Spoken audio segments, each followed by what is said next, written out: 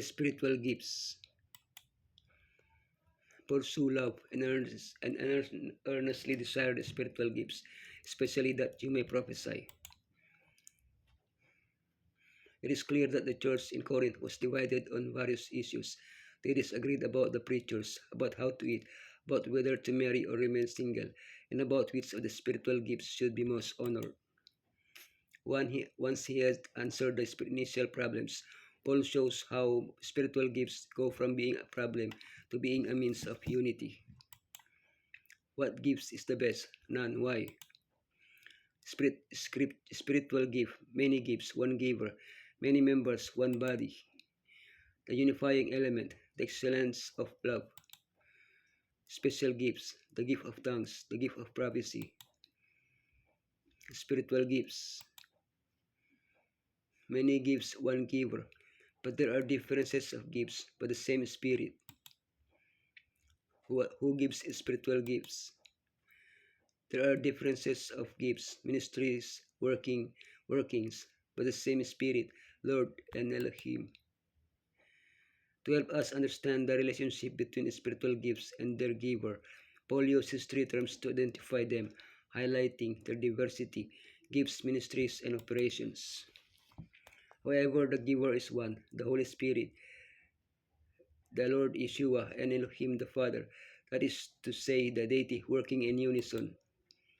But Elohim does not bestow gifts as the Greco-Roman gods did. There is no ecstasy nor a hierarchical selection of the recipients of the gifts, such as, for example, priestesses. Why does Elohim give different gifts to different people?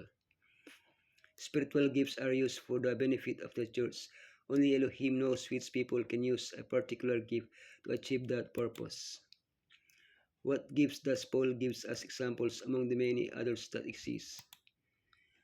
Word of wisdom, word of knowledge, faith, health, to perform miracle, service, teaching, exhortation, generosity, leadership, mercy, apostleship, evangelism, pastorate, and master's degree.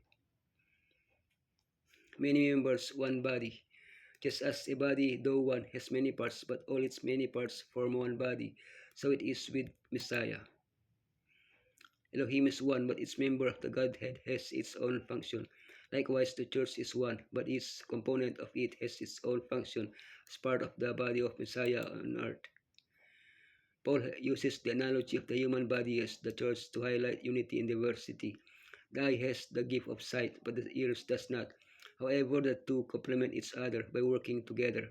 Similarly, in the church, each person carries out their work according to the gifts they have received. This implies that everyone is needed, that no one is greater than another, that everyone should care about the well-being of others, and that everyone should work for the unity of the church. The unifying element. The unifying element. The excellence of love. Now eagerly desire the greater gifts, and yet I will show you the most excellent way. Love is not gift, but the most excellent way. It is a fruit of the Holy Spirit in the life of the believer. Spiritual gifts can only be used properly through love. The gift of tongue without love is a resounding gong or a clanging cymbal. The gift of prophecy, the gift of knowledge, and the gift of faith without love are nothing. The gift of generosity and the gift of martyrdom without love are worthless. 1 Corinthians 13:4-7 provides a solid guide for proper conduct in the practice of spiritual gifts. What love does. He is patient. He is kind. He rejoices in the truth. He excuses everything.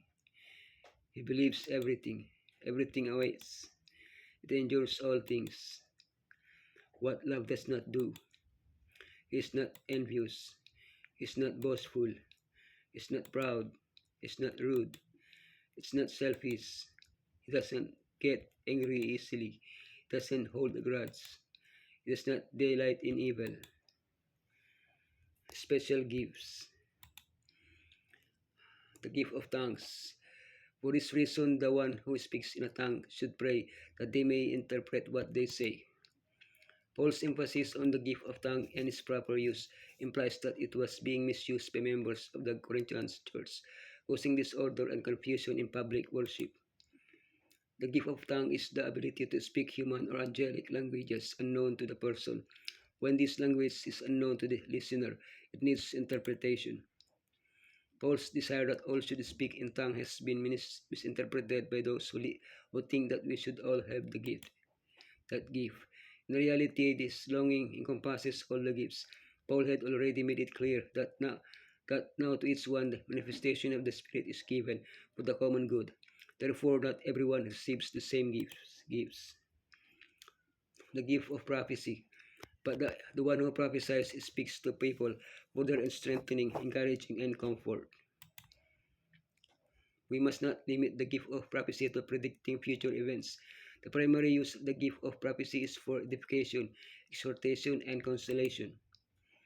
Paul highlights this gift above others, but he also urges that it be used correctly so as not to create confusion, but, but let everything be done decently and in order.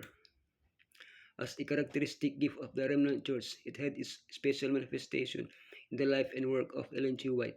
But how can we recognize a true prophet? The announced future events, if they are not conditional, must come to pass. His message must be in accordance with that of the earlier prophets.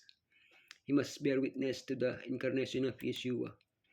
His life must be in accordance with the biblical message he preaches. In all the Lord's arrangements, there is nothing more beautiful than his plan of giving to men and women a diversity of gifts.